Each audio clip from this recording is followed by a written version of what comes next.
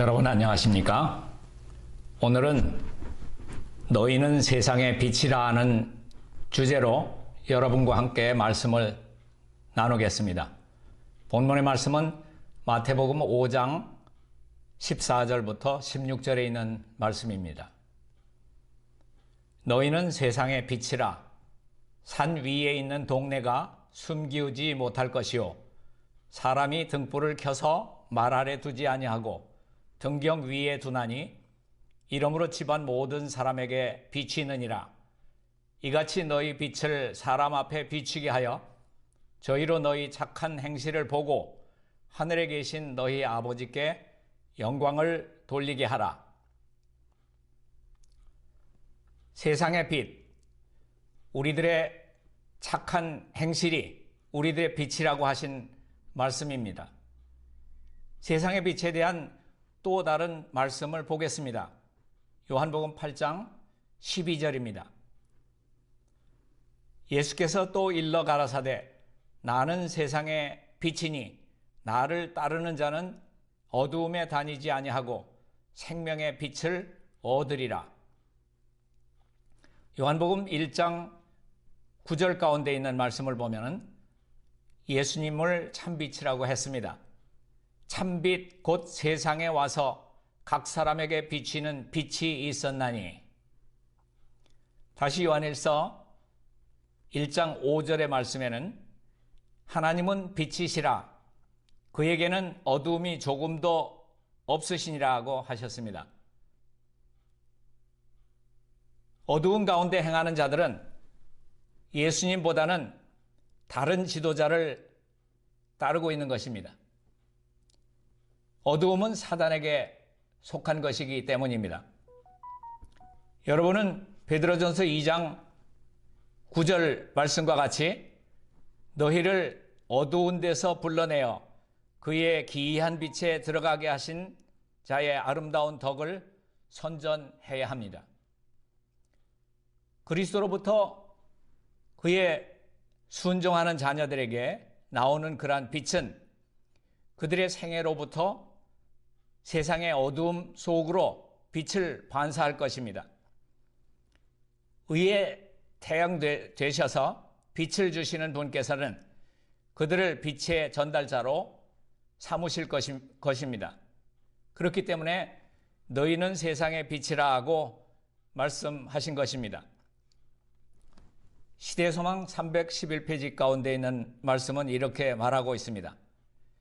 그분의 자녀들에 대한 하나님의 이상은 가장 높은 인간의 생각이 도달할 수 있는 것보다 더 높다.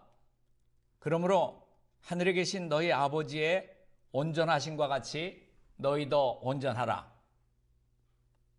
이 명령은 일종의 약속입니다. 구속의 계획은 사단의 권세에서 완전히 회복시키는 것이라고 말씀하고 있습니다. 하나님은 빛이십니다. 그리고 우리는 그분의 자녀들입니다. 요한일서 3장 1절에는 요한이 보라 아버지께서 어떤 사랑을 우리에게 주사 하나님의 자녀라 일컬음을 얻게 하셨는고 라고 외쳤습니다. 하나님의 아들과 딸들이 되기 위해서 우리는 세상으로부터 분리되어야 합니다. 고린도후서 6장 17절 18절 말씀 보겠습니다. 그러므로 주께서 말씀하시기를 너희는 저희 중에서 나와서 따로 있고 부정한 것을 만지지 말라. 내가 너희를 영접하여 너희에게 아버지가 되고 너희는 내게 자녀가 되리라. 영감의 글을 하나 더 보겠습니다. 치료봉사 419페이지입니다. 세상의 빛이 되시는 그리스도께서는 그분의 신성의 빛나는 광채를 감추시고 이 땅에 오셔서 하나의 인간으로서 사람들 사이에서 사셨다. 그리하여 사람들이 죽지 않고 그들의 창조주와 사이를 분리시켜 놓은 이후로부터 어떤 사람도 그리스도를 통하여 나타나신 것 이외에 어느 때나 하나님을 보지 못하였다. 그리스도께서는 하나님께서 사람들에게 알려주시기를 원하는 바를 그들에게 가르쳐 주시기 위해서 오셨다. 하늘에서, 땅에서, 넓은 대양에서 우리는 하나님의 솜씨를 본다. 모든 피조물은 하나님의 능력과 하나님의 지혜와 하나님의 사랑을 증거한다. 그러나 별들이나 대양이나 폭포에서 우리는 그리스도를 통하여 계시된 것과 같은 하나님의 개성을 배울 수는 없다. 하나님께서는 그분의 개성과 품성을 다 같이 묘사하기 위해서 천연계보다 더욱 분명한 계시가 필요함을 아셨다.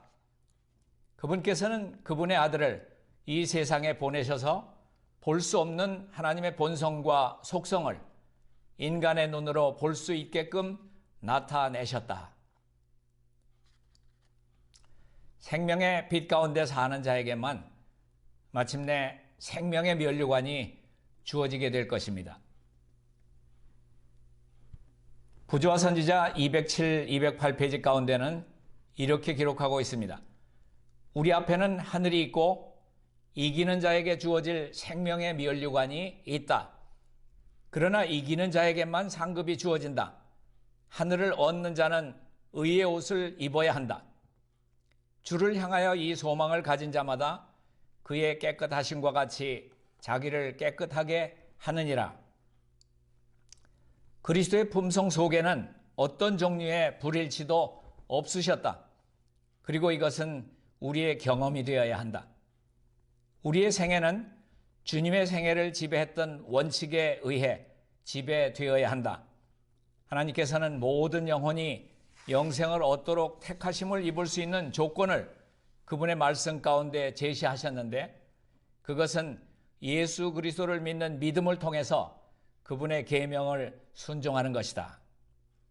그리스도께서 친히 아들을 믿는 자는 영생이 있고 아들을 순종치 아니하는 자는 영생을 보지 못하고, 요한계시록에서 그분은 두루마기를 빠는, 킹제임스 역에서는 하나님의 계명을 지키는 자들은 복이 있으니 이는 저희가 생명나무에 나아가며 문들을 통하여 성에 들어갈 권세를 얻으려 함이로다 라고 선언하신다. 구속을 위해서 마련된 것들은 모든 사람에게 제한 없이 주어지지만 구속의 결과는 그 조건들에 응한 자들이 누릴 것이다. 그리스도는 세상의 빛이십니다. 그는 우리 마음속에서 빛납니다. 우리의 마음속에 있는 그분의 빛은 우리의 얼굴에서 빛을 냅니다. 우리들은 그리스도의 아름다우심과 그 영광, 그분의 품성, 그것을 바라봄으로써 그분과 같은 모습으로 변화함을 입습니다. 참빛, 곧 세상에 와서 각 사람에게 비치는 빛이 있었습니다. 영접하는 자, 곧 그 이름을 믿는 자들에게는 하나님의 자녀가 되는 권세를 주셨으니, 요한복음 1장 18절 가운데 말씀을 보면 본래 하나님을 본 사람이 없으되 아버지 품속에 있는 독생하신 하나님이 나타내셨다고 했습니다. 시대소망 465페이지를 보겠습니다. 태양계의 달과 별들이 모두 태양에 비치는 빛을 반사해서 비추는 것처럼 의로운 해의 빛을 반사하고 있는 것이다. 주옥 같은 사상이나 빛나는 지성 하나하나에는 다 세상에 비치신 분으로부터 나온다. 참 고등교육이란 그 안에는 지혜와 지식의 모든 보화가 감추어 있고 그 안에 생명이 있었으니 이 생명은 사람들의 빛이라고 하신 하나님께로부터 받는 것이다. 나를 따르는 자는 어두움에 다니지 아니하고 생명의 빛 가운데 행하리라고 예수님께서는 말씀하셨다. 영감의 글 중에서 교육 73페이지를 보겠습니다. 우리의 타락한 세계를 비추는 하늘로부터 온 모든 빛은 다 그리스도를 통하여 주신 것이다. 각 시대를 통하여 하나님의 말씀을 인류에게 선포한 모든 일꾼들에게 말씀하신 분은 바로 그리스도이셨다. 이 세상에 가장 위대하고 가장 고상한 사람들을 통해서 나타나는 모든 훌륭한 미덕은 다 그리스도를 반영하는 것이었다. 일찍이 이 세상에 생존했던 모든 사람들에게서 나타난 지적, 영적 능력은 모두가 그리스도의 영광으로부터 나오는 빗줄기에 불과했다. 완전한 이상은 바로 그리스도 안에서 발견되어 왔다. 우리는 빛 되신 그분의 길을 따라가야 합니다. 주님께서는 요한복음 14장 6절 가운데 내가 곧 길이요 진리요 생명이라고 말씀하셨습니다. 가리포분기별 1권 368페이지 가운데 보면은 우리들이 그리스도를 받아들이게 될 때에 선한 행실은 우리들이 생명의 길에 있다는 효과적인 증거가 될 것이다. 그리스도께서 우리의 길이 되셔서 우리가 하늘로 가는 참된 길을 걷고 있다는 확실한 증거가 될 것이다. 그리스도께서는 정신을 살피시며 우리들이 믿음으로 우리들의 멍에를 지고 가는 것을 보실 때에 주님의 완전하신 신성이 우리들의 허물들을 대속해 주신다. 우리들이 최선을 다할 때에 주님께서는 우리들의 의가 되신다. 구원을 얻는 일은 일종의 협력이요 연합활동입니다. 사도행전 482페이지를 보겠습니다. 하나님과 회개한 죄인 사이에 협력이 있어야 한다. 이 일은 품성의 바른 원칙을 형성하기 위해서 필요하다.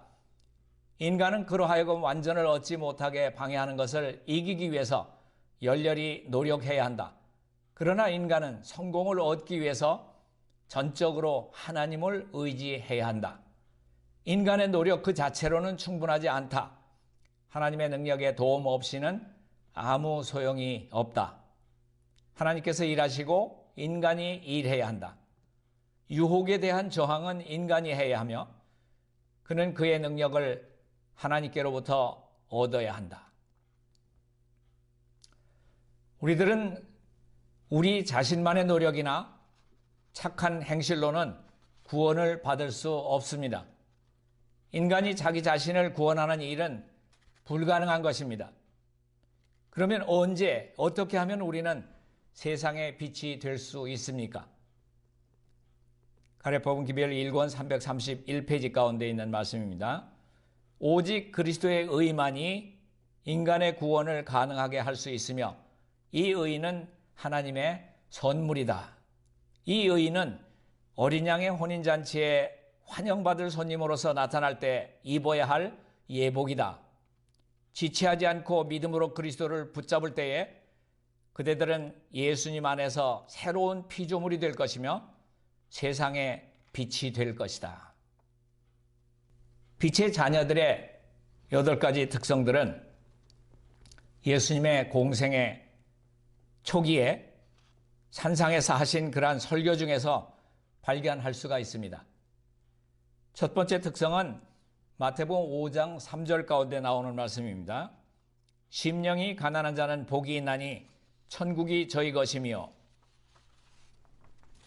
스스로 구원받을 수 없고 스스로 어떤 의로운 행동을 할 수 없다고 생각하는 자들은 그리스도께서 주실 수 있는 도움을 감사히 여기는 사람들이다. 그들은 심령이 가난한 자들이며 그리스도께서 복이 있다고 하신 사람들이다. 산상복음 7페이지 가운데 나오는 말씀입니다.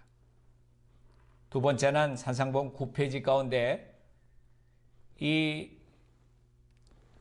하나님의 자녀로서 빛의 자녀로서의 특성, 두 번째는 마태복음 5장 4절 애통하는 자는 복이 있나니 저희가 위로를 받을 것이며, 여기서 애통이라고 하는 말은 진정한 마음으로 죄를 슬퍼하는 것을 의미한다. 세 번째로 마태복음 5장 5절에 온유한 자는 복이 있나니 저희가 땅을 기업으로 받을 것이며, 예수님께서는 온유를 천국에 들어가는 첫째 조건으로 삼으셨습니다. 산상복음 14, 15페이지 가운데 보면은 왜 그런가 하면은 그것이 바로 예수님의 마음이기 때문에 그렇습니다. 나는 마음이 온유하고 겸손하니 나의 멍에를 메고 내게 배우라. 마태복음 11장 29절 가운데 그런 말씀이 있죠. 아무든지 나를 따라오려거든 자기를 부인하고 자아를 물리치고 이것이 더 이상 영혼의 중심을 차지하지 못하게 해야 하는 것입니다. 네 번째로는 마태복음 5장 6절에 있는 말씀입니다. 의에 줄이고 목마른 자는 복이 있나니 저희가 배부를 것이며, 의는 고통스러운 투쟁이나 지치게 만드는 수고나 그리고 선물이나 희생으로 얻어지는 것이 아니라 그것을 얻고자 줄이고 목말라 하는 모든 영혼에게 거저 주어지는 것이다. 너희 목마른 자들아 물러나오라. 돈 없는 자도 오라. 너희는 와서 사 먹되 돈 없이 값 없이 와서 사라. 이사야 55장 1절의 말씀입니다. 그리고 이사야 54장 17절에는 그들이 내게서 얻은 의인이라 여호와의 말이니라. 에레미야 23장 6절에는 그 이름은 여호와 우리의 의라 일컬음을 받으리라. 인간의 어떤 힘도 영혼의 주림과 목마름을 채울 수 있는 것을 줄 수는 없다. 그러나 예수님은 이렇게 말씀하신다. 요한계시록 3장 20절. 볼지어다 내가 문 밖에 서서 두드리노니 누구든지 내 음성을 듣고 문을 열면 내가 그에게로 들어가 그로 더불어 먹고 그는 나로 더불어 먹으리라. 내가 곧 생명의 떡이니 내게 오는 자는 결코 줄이지 아니할 터요 나를 믿는 자는 영원히 목마르지 아니하리라. 요한복음 6장 35절에 그분이 생명의 떡이기 때문에 우리로 줄이게 하시지 않으시겠다고 하셨습니다. 다섯 번째로는 마태복음 5장 7절에 있는 말씀입니다. 긍휼히 여기는 자는 복이 있나니 저희가 긍휼히 여김을 받을 것이며, 사람의 마음은 날 때부터 냉랭하고 어둡고 사랑이 없다. 그러므로 사람이 자비와 용서의 정신을 나타낼 때는 언제나 자기 스스로 그렇게 하는 것이 아니고 그의 마음에 역사하시는 성령의 감화를 통해서 하게 된다. 여섯 번째는 마태복음 5장 8절 말씀입니다. 마음이 청결한 자는 복이 있나니 저희가 하나님을 볼 것이며, 예수님은 마음의 청결은 필요하다고 지적하신다. 위로부터 난 지혜는 첫째는 성결하다. 더러운 것은 아무것도 하나님의 성에 들어가지 못할 것이다. 그곳 거민이 될 사람은 모두 이 세상에서부터 마음이 청결해져야 할 것이다. 그리스도께서 사람의 마음 가운데 거하시면 말과 생각과 행동이 순결하고 고상하게 될 것이다. 그러나 마음이 청결한 자는 복이 있나니라고 하신 예수님의 말씀에는 더욱 깊은 의미가 있다. 그것은 다만 한간에서 이해하는 의미의 순결, 다시 말해서 감각적인 것에서 벗어나고 유욕에 더럽혀지지 않는 것만이 아니라 마음의 은밀한 목적과 동기가 진실하며 교만과 자아본위에서 벗어나 겸손하고 사심이 없고 어린애같이 되는 것을 의미한다. 일곱째는 마태복음 5장 9절에 화평케 하는 자는 복이 있나니 저희가 하나님의 아들이라 일컬음을 받을 것이며, 산상복음 27페이지 가운데 설명이 잘 나와 있습니다. 그리스도는 평강의 왕이시다. 그러므로 죄가 깨뜨린 화평을 이 땅과 하늘에 회복시키는 것이 그분의 사명이다. 로마서 5장 1절에 우리가 믿음으로 의롭다 하심을 얻었은즉 우리 주 예수 그리스도로 말미암아 하나님으로 더불어 화평을 누리자. 누구든지 죄를 버리고 그리스도의 사랑을 받기 위해서 마음을 여는 사람은 이 하늘의 화평의 참여자가 된다. 마지막으로 여덟 번째, 의를 위하여 핍박을 받은 자는 복이 있나니. 마태복음 5장 10절부터 12절까지 읽겠습니다. 천국이 저희 것임이라. 나를 인하여 너희를 욕하고 핍박하고 거짓으로 너희를 거스려 모든 악한 말을 할 때에는 너희에게 복이 있나니 기뻐하고 즐거워하라. 핍박은 슬픔의 원인도 되지만은 그리스도의 제자들에게는 기쁨을 가져다 줄 것이다. 왜냐하면 그것은 그들이 주님의 발자취를 따르고 있다는 증거가 되기 때문이다. 주님께서는 그분의 백성들에게 시련에서 벗어나게 해주시겠다고는 약속하지 않으셨지만 사실은 그보다 더 좋은 것을 약속하셨다. 그분께서는 이런 말씀들을 주셨다. 신명기 33장 25절. 네 사는 날을 따라서 능력이 있으리로다. 고린도후서 12장 9절. 내 은혜가 내게 족하도다. 이는 내 능력이 약한 데서 온전해짐이라. 그러면 우리는 어떻게 하면 빛의 자녀로서 나타나고 또 구원을 받을 수가 있습니까? 시대소망 175페이지, 176페이지에 있는 말씀은 이렇게 설명합니다. 예수 그리스도의 사랑은 우리를 그분에게로 이끌어준다. 만일 우리가 이 이끄심을 저항하지 않는다면 구주를 십자가에 못 박게 한 죄를 회개하는 가운데 십자가 밑으로 인도함을 받을 것이다. 그때에 믿음으로 말미암아 하나님의 영이 사람의 심령에 새 생명을 지어준다. 사상과 욕망은 그리스도의 뜻에 순종하게 된다.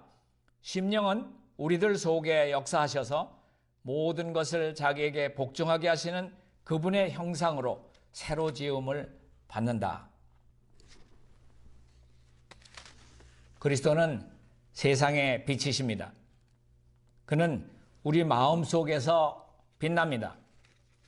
그리고 마음속에 있는 그분의 빛은 우리의 얼굴에서도 빛을 냅니다. 우리들은 그리스도의 아름다우심과 그 영광을 바라봄으로써 그분과 같은 모습으로 변화함을 입습니다. 고린도후서 3장 18절 가운데 나온 바라봄으로써 변하는 것은 인간의 법칙인 것입니다. 하나님께서는 그분의 남은 백성들에게 일어나라 빛을 발하라. 이는 네 빛이 이르렀고 여호와의 영광이 내 위에 임하였느니라. 이사야 60장 1절 그렇게 말씀하시고 다시 2절 가운데는 보라 어둠이 땅을 덮을 것이며 캄캄함이 만민을 가리우려니와 오직 여호와께서 내 위에 임하실 것이며 그 영광이 내 위에 나타나리라. 실물경은 415페이지 가운데 말씀을 보면 이 세상을 덮고 있는 어두움은 하나님께 대한 오해의 어두움이라고 하고 있습니다. 하나님의 품성이 널리 알려지게 해야 한다. 이 어두운 세상에 하나님의 영광의 빛, 곧 그분의 인자와 긍휼과 진리의 빛을 비춰 주어야 한다.